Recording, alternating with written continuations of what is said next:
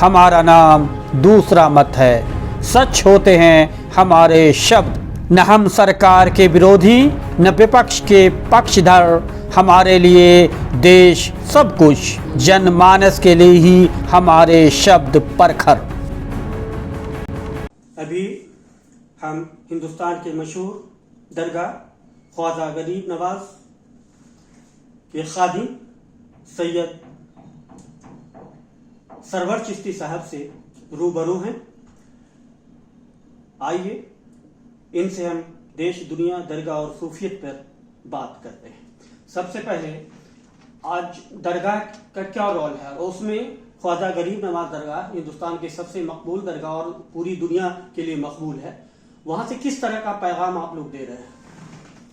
अस्सलाम वालेकुम। देखें, दरगाहों का तो जब से दरगाह हिंदुस्तान में दरगाह और खानकाह वजूद में आएंगी कोई 1000 साल पूर्व इनको आए, और ये अभी 809वां उर्स हज़रत ख्वाजा मुइनुद्दीन चिश्ती रहमतुल्लाह अलैह का गुजरा है। उन हुजूर करीम नास की पहले भी ये औलिया कामिल आए, लेकिन जो प्रोमिनेंट रोल अल्लाह के रसूल सल्लल्लाहु अलैहि वसल्लम ने हज़रत ख्वाजा मुइनुद्दीन चिश्ती रहमतुल्लाह अलैह को दिया था, अपना नाइब बना के जो दाई का काम किया, जो मुबल्लिग का काम किया, जो मुबल्लिग आज़म है बर सगीर में, और हज़रत ख्वाजा मुइनुद्दीन हसन चिश्ती रहमतुल्लाह, जिन्होंने लाखों लोगों को कलमा पढ़ाया। और दरगाहों और खानकाहों ने हमेशा सांप्रदायिक सौहार्द, कम्युनल हार्मनी, यूनिवर्सल ब्रदरहुड को और मजहबी हमांगी को प्रमोट किया है। और आज भी खानकाहों का यही रोल है। हर मजहब व मिल्लत के, हर संप्रदाय के, हर मसलक के और हर नेशनैलिटी के लोग यहाँ आते हैं, नेशनैलिटीज़ के, और हम लोग उसी खंदा पेशानी से और उसी गर्मजोशी से उनका इस्तकबाल करते हैं और स्वागत करते हैं। हमारे लिए जब दरगाह में कोई आ जाता है तो सब बराबर है। अल खल्क़ु आयालुल्लाह वासुदेवा कुटुम्बकम्। तो खानगाह और जो भारत का कॉन्स्टिट्यूशन है, संविधान है, आइन है, वो भी सेकुलरिज्म की बात करता है, इक्वालिटी की बात करता है। तो देश के प्रेम्बल को, संविधान को, आइन को, कॉन्स्टिट्यूशन को अगर प्रैक्टिकली कोई इम्प्लीमेंट कर रहा है तो वो दरगाहें और खानकाहें हैं। तो ये अजमेर दरगाह का पैगाम क्या जा रहा है आज के मौजू पे बताइए कि आज देखिए, अजमेर दरगाह के 2 पैगाम हैं हमारी तरफ से। एक तो अफसोस के साथ ये कहना चाह रहा है कुछ दरगाह और खानकाहों के लोग इस गवर्नमेंट की चमचागिरी, चापलूसी और मदासराई कर रहे हैं। वो मौजूदा गवर्नमेंट के एजेंडे को प्रमोट कर रहा है, जिसकी हम सख्त मुखालिफत करते हैं। दूसरा पैगाम ये है कि देश की जो सांप्रदायिक सौहार्द है वो ना बिगड़े, वो कायम और दायम रहे। देश का सांप्रदायिक सौहार्द कायम और दायम रहे। और दरगाह और खानकाहों के लोगों को चाहिए कि किसी भी पॉलिटिकल पार्टी के एजेंडे को प्रमोट ना करें। प्रमोट करें तो इंसानियत को करें, और जिन मज़ारों से वो वाबस्ता है अपने अकाबरीन और असलाफ के पैगाम को प्रमोट करें। तीसरी चीज़ ये है, चूंकि हज़रत ख्वाजा मुइनुद्दीन हसन चिश्ती सुम्मा अजमेरी ने कलमा पढ़ाया था, मुसलमान बनाया था, जस्टिस का पैगाम दिया था, इक्वालिटी का पैगाम दिया था। जो लोग कुओं से पानी भी नहीं भर सकते थे, उनकी परछाई से भी लोग गुरेज करते थे, उनको कलमा पढ़ा के एक सफ में खड़ा किया और ब्रदरहुड का और मसावात का पैगाम दिया।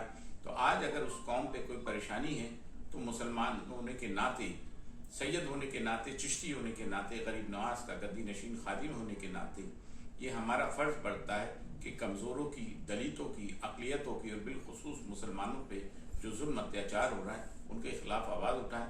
और मुसलमानों से मैं ये कहना चाहूँगा कि एक सफ़ में आ जाएं, चाहे आपके कोई भी मसलक हो, कोई भी अकायद हो, अपने अकायद पे रहें, फतवेबाजी ना करें, और मिल्लत के मामले में, अपने राइट्स को मनवाने के मामले में एक प्लेटफॉर्म पर आएँ। और CA NRC जैसी जो चीज़ आ रही है जो अनडेमोक्रेटिक है, कॉन्स्टिट्यूशन के खिलाफ है, तो हमें कॉन्स्टिट्यूशन को बचाना है, मुल्क के हमें आगे आना है और जुल्म के खिलाफ आवाज़ उठानी है। जुल्म जालिम कोई भी हो, हमें खड़ा होना है। इंसानियत का पैगाम भी यही है, तसव्वुफ और सूफीज़्म का पैगाम ये है कि जुल्म के खिलाफ खड़े हो, और जो भी मजलूम हो वो हमारा है, चाहे वो किसी भी धर्म, संप्रदाय या मजहब से ताल्लुक़ है। आज गंगा जमनी तहजीब को पामाल कौन कर रहा है? इसके लिए जिम्मेदार आप किसे मानते हैं? इसके लिए जिम्मेदार जो हैं 72 साल में हर हुकूमत रही, सिर्फ ज़बानी लफाजी की है। अगर सेकुलरिज्म को जो है प्रैक्टिस किया जाता और दलितों को, गरीबों को, पिछड़ों को, माइनॉरिटीज को शिक्षा दी जाती तो आज ये हाल नहीं होता। मौजूदा सरकार जो 6 वर्षों से चल रही है उसमें आप अगर मुसलमानों की नुमाइंदगी करते हैं तो उस हैसियत से बताएं कि इस सरकार में मुसलमान कैसा महसूस कर रहे हैं। सिर्फ मुसलमान ही क्यों, अगर दिल पे हाथ रखकर सब कहें तो यही कहेंगे, जहाँ पेट्रोल का प्राइस 100 रुपये से ज़्यादा हो गया हो। पड़ोसी मुल्क ने, मैंने कभी कुछ महीने पहले की सोशल मीडिया में देखा कि इमरान खान ने 35 रुपये कम कर दिए, जो कि गरीब मुल्क है। हमारा तो एक बहुत बड़ा मुल्क है, वाइब्रेंट इकोनॉमी है, दुनिया की 5वें नंबर की इकोनॉमी है हमारी। वहाँ के जो हालात है, मॉब लिंचिंग है, लव जिहाद जैसे स्टूपिड ऑर्डिनेंसेस बन रहे हैं, वो एक्ट बन रहा है जो कि एंटी मुस्लिम्स हैं, जो देश को बांटने के, विभाजित करते हैं, हिंदू मुस्लिम में झगड़ा खड़ा करते हैं, कीमतें बढ़ रही हैं, इकोनॉमी डिस्टर्ब है। तो कोई भी जो भी इस देश से प्यार करने वाला होगा, हम तो, और हमें किसी के सर्टिफिकेट नहीं चाहिए वतन परस्ती की। हमारे तो बुजुर्गों की कब्रें यहाँ हैं, हमारे बुजुर्ग यहाँ दफन है, हमें कोई सर्टिफिकेट नहीं चाहिए। लेकिन इस गवर्नमेंट ने सिवाय पोलराइजेशन करने के और कम्युनल कार्ड खेलने के कोई काम नहीं किया। अगर ईमानदारी से देखें तो देश को नुकसान पहुंचा है। गंगा जमनी तहजीब को फिर से कैसे बहाल हो सकता है? ये बहाल अब नहीं होगा, क्या लग रहा है आपको? उम्मीद है या ना उम्मीद है? उम्मीदी तो ना, उम्मीदी तो कुफ्र है, उम्मीद है। इस देश की मिट्टी ऐसी है जहाँ सेक्युलरिज्म पे ना है, सेक्युलरिज्म की जीत होगी। हिंदू मुसलमान मिलकर रहना चाहते हैं, ये चंद लोग हैं सेफरन ब्रिगेड के जो कहते हैं, वही माहौल खराब कर रहे हैं। लेकिन एक आम हिंदू कतई तौर से और आम मुसलमान कतई तौर से नहीं चाहता है कि आपस में झगड़ा। तो आप हिंदू और मुसलमान से क्या अपील करना चाहिए?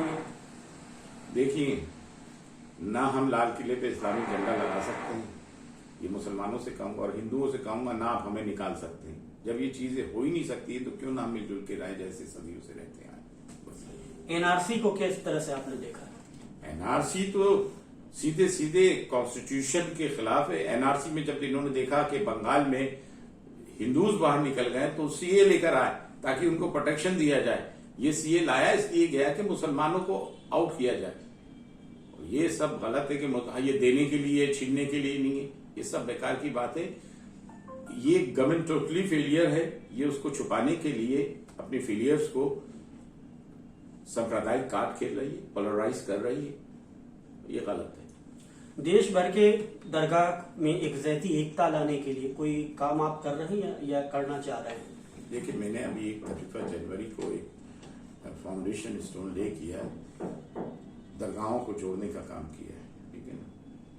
लेकिन उन दरगाहों के खानवादों को जो सच पे कायम है, जो किसी भी शासन प्रशासन की चापलूसी नहीं करते हैं और अपने अकाबरीन और असलाफ का जो पैगाम था वो पहुंचाना चाहते हैं, उन खानकाहों को जोड़ने का मैंने काम किया। एक तंजीम बनाई है जिसका नाम है सूफी इत्तेहाद मिल्लत तंजीम। मैं कोशिश हूँ, बाकी अल्लाह के यहाँ। भागलपुर तो ऑल इंडिया सूफी कॉन्फ्रेंस में आए, गाँव खानकाहों के लोग आए थे, प्रेम का, मोहब्बत का, भाईचारे का संदेश देने आए, जो सूफियों का अमल रहा है। तो भागलपुर जब आए हैं तो इससे पहले भागलपुर आपके जहन में था या नाम सुना था आपने? क्यों नहीं नाम सुना, भागलपुर तो रॉयट्स के हवाले से बड़ा बदनाम रहा है। तो अब जो आज आए राइट के बाद, इतने सालों के बाद, क्या महसूस किया आपने? मैं तो बिहार ही पहली बार आया। कैसा लगा भागलपुर शहर आपको? कमरे में था होटल के और खानका में गया, पीर दमड़िया साहब की खानका में, तो अब मुझे क्या पता बिहार कैसा और भागलपुर कैसा। ये अजमेर शरीफ दरगाह पे चिरागा होता है, वो रस्म क्या है उसके बारे में थोड़ा बताओ। वो रस्म ये कि उस जमाने में इलेक्ट्रिसिटी नहीं थी, तो मगरिब के 20 मिनट कबल चिरागा होता था, जिसका बंद ये आखिर का इलाही तालुबत खुर्शीद व माही चिरागे चिश्तिया रोशनी। अल्लाह ताला जब तक चांद सूरज है, चिश्तिया चिराग जलता रहे इसी तरह। अच्छा, ये आज भी सिलसिला जारी है? जबकि बिल्कुल बिल्कुल बिल्कुल। उसकी वजह यही है, जो कदीमी रस्म थी वो अभी तक चली है। अच्छा, रवायत को निभाया जा रहा है। बिल्कुल। कोई ऐसी खास बात अजमेर शरीफ की जो आम आदमी को बताना चाहेंगे? कोई एक ऐसा छोटा दिलचस्प? तो बहुत सारे वाक़े हैं, सब लोग आते हैं, मुरादें हासिल करते हैं।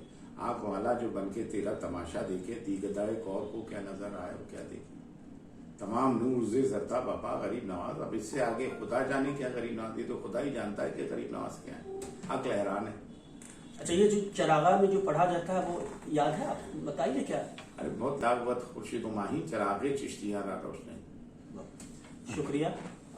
हमारा नाम दूसरा मत है, सच होते हैं हमारे शब्द, न हम सरकार के विरोधी न विपक्ष के पक्षधर, हमारे लिए देश सब कुछ, जनमानस के लिए ही हमारे शब्द परखर।